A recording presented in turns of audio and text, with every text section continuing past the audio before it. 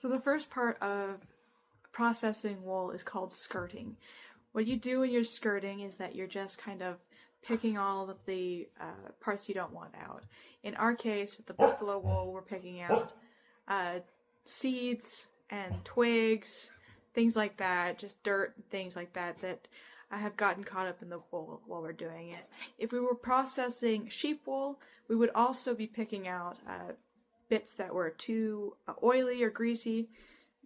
Like they have the sheep have a substance called lanolin that's mixed in their wool. It's their sweat, but it's also kind of a waxy stuff. So sometimes if it gets really caked on and it's really thick and black, it's hard to clean out. So people don't typically take those to processing. So they take that out. They take out any bits that are too heavily soiled with manure. They take out matted bits, things like that. Things that are just undesirable to have in your quality wool. In our case, like I said, it's very much more simple. You just picking out the seeds. Hi, baby dog, you're so cute and little.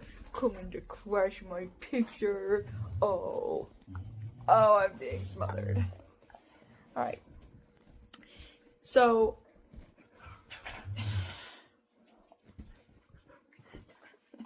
you're such an attention hound. So what we're going to be doing is picking out all the seeds and the dirt that is in the wool. And we're not going to worry about combing through it with a fine tooth comb.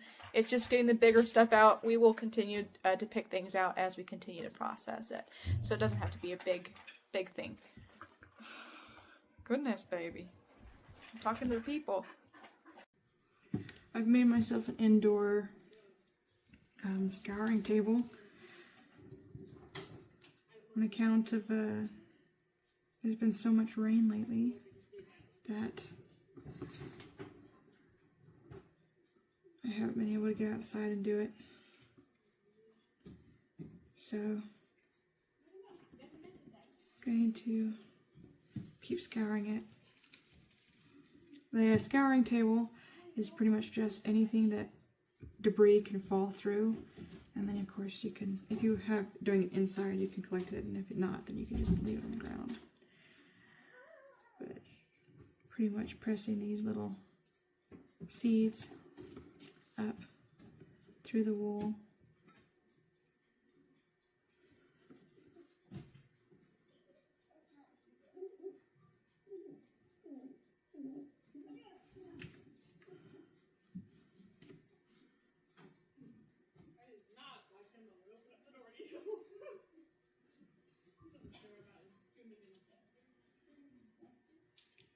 I'm not going to be able to get them all, but I want to give as many of them as I can. Notice my I have a slight, I think, speech impediment. Putting these videos together, I hear it a lot more than I do when I'm just talking. Comes from hey now. Go on, kitty. Go, go, go, go. Comes from some hearing trouble I had when I was a little kid.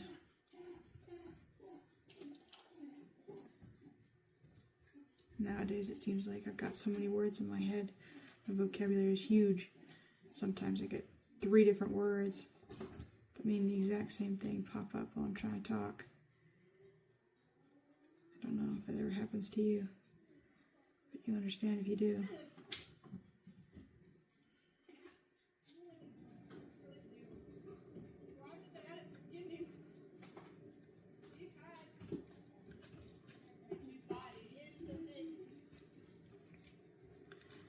Gotten a lot of it out.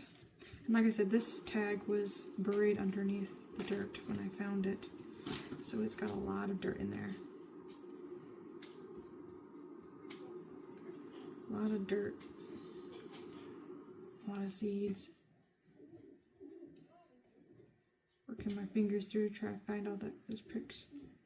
Because you can't see them, you can only feel them.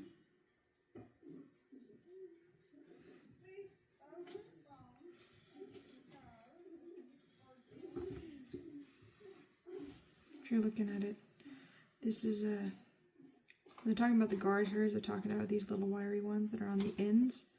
They come into little tufts like that. And then under it, you have the down, which is little, tiny, short, and thin, a hair that grows up and gets caught in. And the guard hairs protect them a little bit so that when they snow, when the rain comes, the guard hairs will guide the water down instead of allowing it to penetrate that deep wool.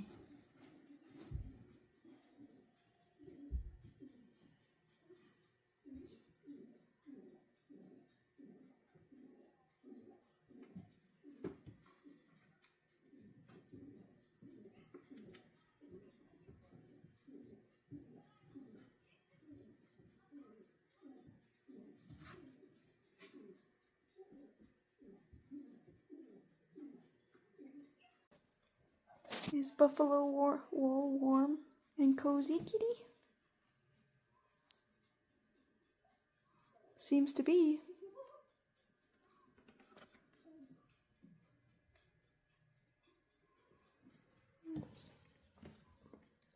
Sleeping in the buffalo wool. Yeah, you're cute. Cute kitty.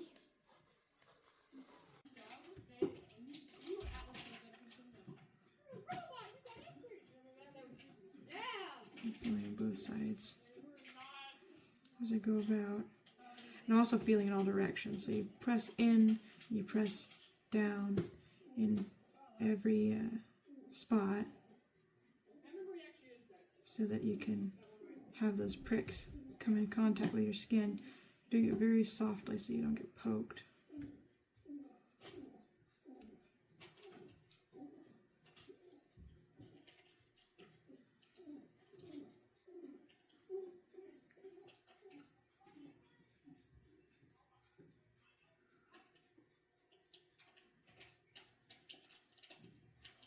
That's a big piece.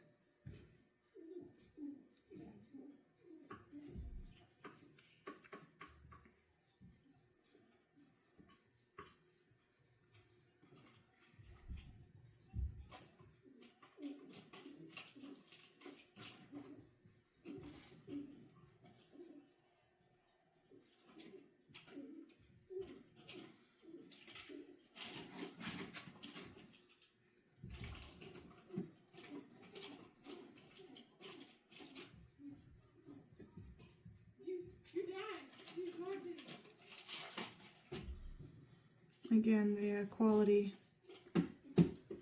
control happens on every level of the processing, every step of the processing. The processing process.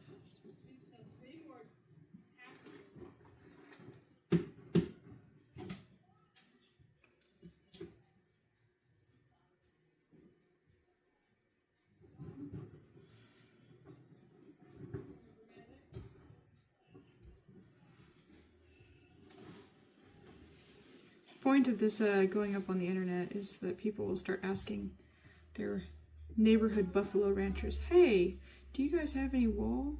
Or can I come look at for your wool? So that you can start collecting it for yourself and processing it. Because we get more attention on this, and we have more people having fun with it, and we will have a lot more people learning about bison and why we need them on the landscape. So that's the point. That's why I'm showing you guys how to do this. So learn about where the buffalo are around you, because I'm sure every state has its own conservation herds, but they're also lots of different ranchers in different places. Now you're going to have to be respectful of the ranchers as well, because they don't want anyone getting hurt, and bison are wild animals. So when it comes to looking for your own wool, you're going to have to be very careful to be able to collect it safely.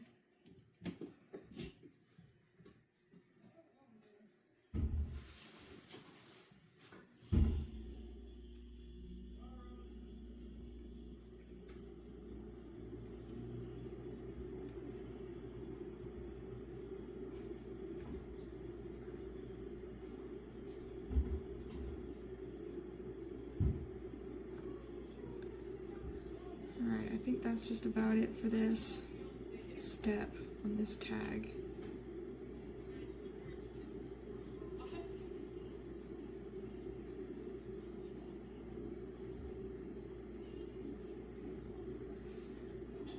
If you find even one tuft of buffalo wool, you're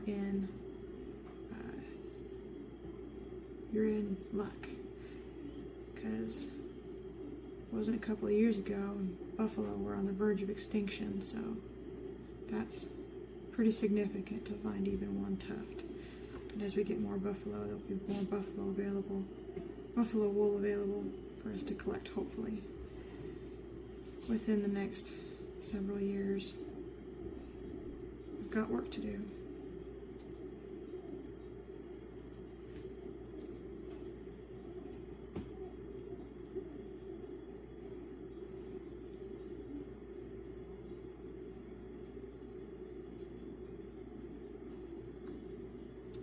I'm gonna have to try to remember how to get that video program to speed through the boring parts, so you guys aren't stuck watching all this.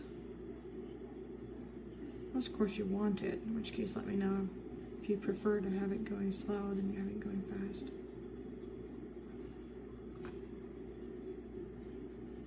I prefer slow videos on account of it feels more like you're sitting with the person who's doing the thing. You can also watch more closely what they're doing. It's my opinion. Alright, so I think that's just about it for this tag. The next part for the tag here is washing. What I'm probably going to do, because I've never washed buffalo wool before, I've done sheep wool a couple of times, and since it's got such a very fine grade, this buffalo down is super soft. What I'm probably going to do is I'm going to very lightly soak it first, and just let it kind of sit on the top of the water so that the dirt sinks and empties out that way, just for a little while, and we'll go from there and see if that works. Gotta keep scouring though. Got lots more to do.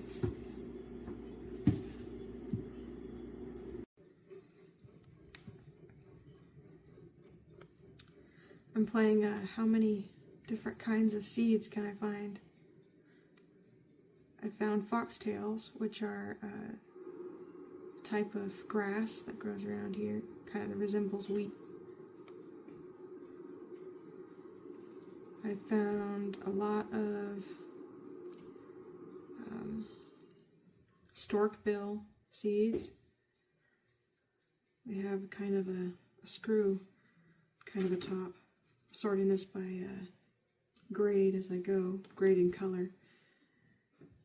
This is the soft downy stuff. I found German madwort in here. And I've found some buttercup burr, if you follow my Instagram page. Oh, this one's new. I know what it is, but the name escapes me. But that's another common weed around here. There's the foxtail.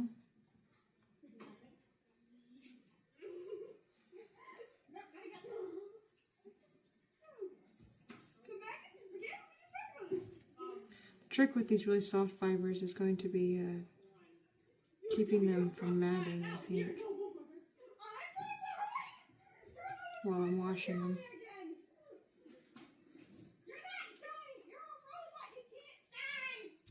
You can hear my sisters talking about Astro Boy. That's their latest fad.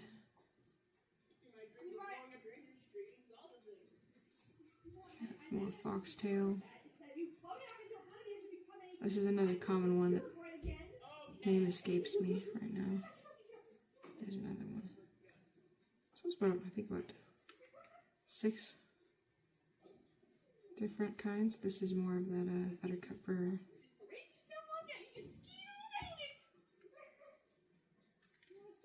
It's so interesting. The buffalo help all these plants travel to create a wide variety of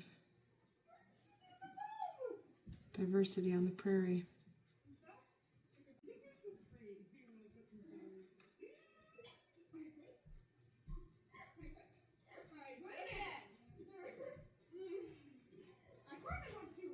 I'm gonna make you guys sit through this.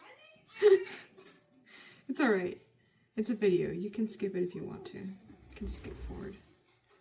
You're just missing me ramble. That's not really missing anything.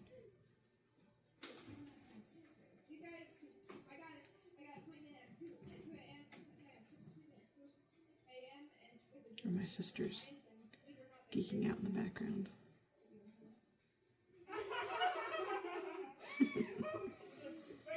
Cheerful laughter.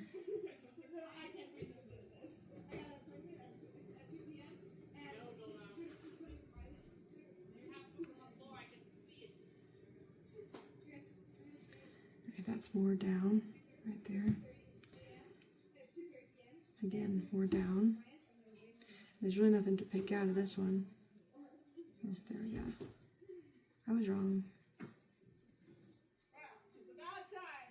I'm doing this, we're going to do this with the whole bag full. I'll catch you up once I've gone through it. It takes a long time, as you can see, just fingering it, thinking as you go.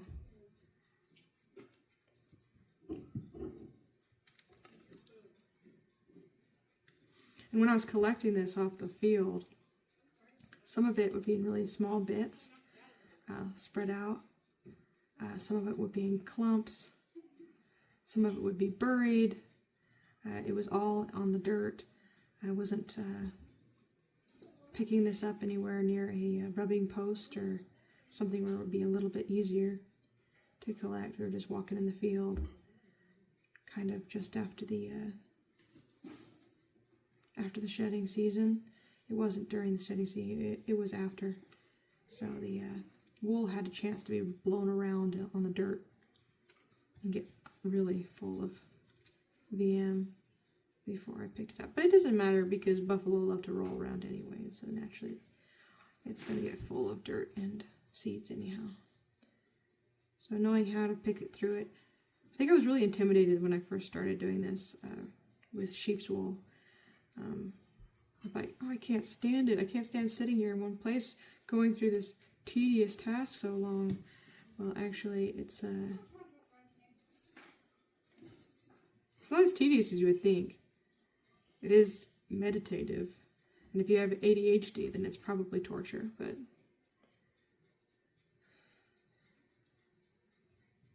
if you have no problem sitting in one place too long, just going through it, then you're okay.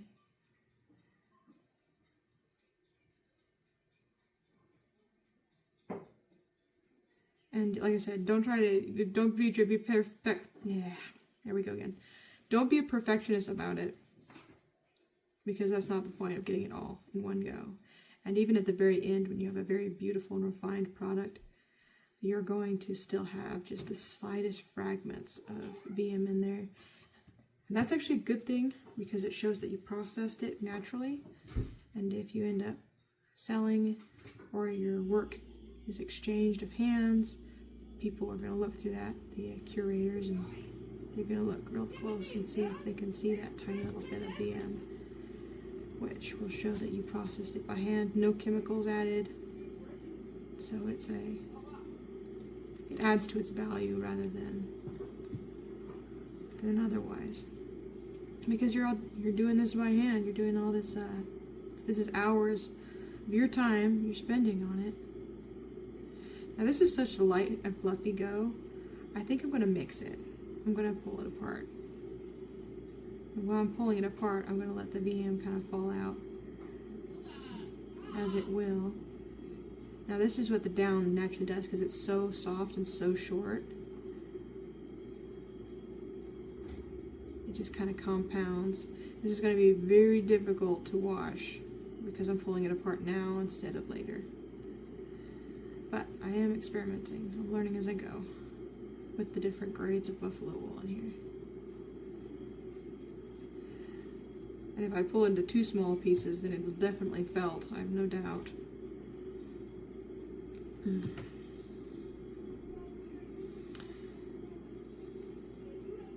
This one's really full of a lot of VM.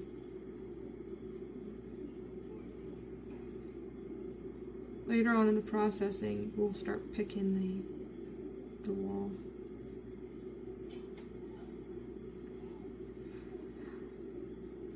I don't have like a lot of followers right now, so I'm not terribly worried about someone who has a lot of experience coming across my work. If you're a fiber artist and you found this, you're welcome to add your expertise to the comment section. Yeah, expertise to the comment section. I'd love to hear from you. Tell me where you're from.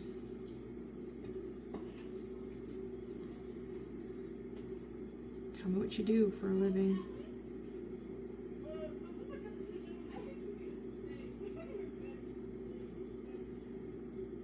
I'm from Utah. Well, I wasn't born here, but I was raised in Utah.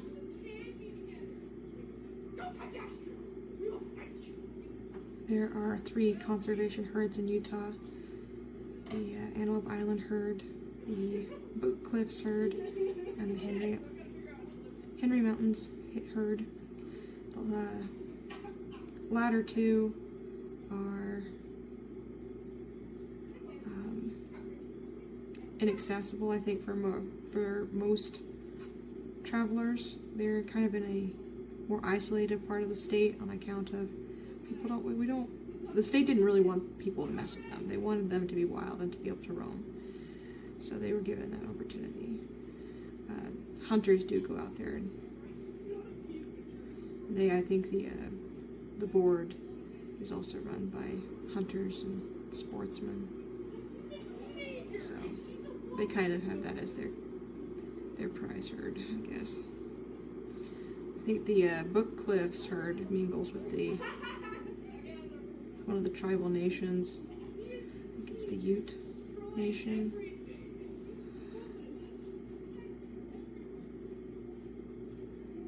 They have a herd that wanders around kind of the same place, and sometimes the bison herds commingle, which is fun.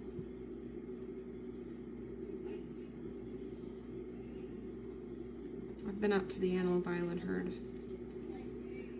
I have some fun stories I can tell you about that herd, but that's going to be in a different video.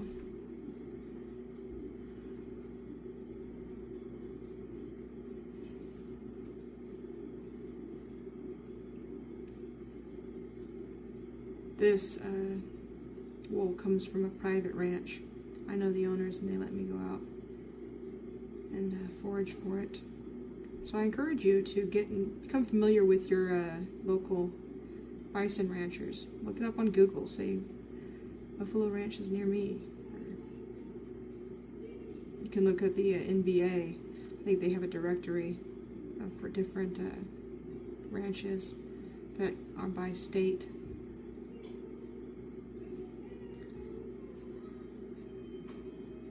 They like to sell the meat, so they want people to be able to get in touch with them. But if you get in touch with them, I'm sure some of the ranchers will be open to you going out there to forage for bison wool. Alright, so this is what we have. It's not quite as pretty as it was before, but that's okay. I expect that as it gets washed, it'll turn into these little clumps, like that. and then we'll take a brush and we'll brush it out. But we shall see. We'll see what happens. Again, I'm dividing it by color and by quality. So this one's a bit wiry and dark. Pie's ready.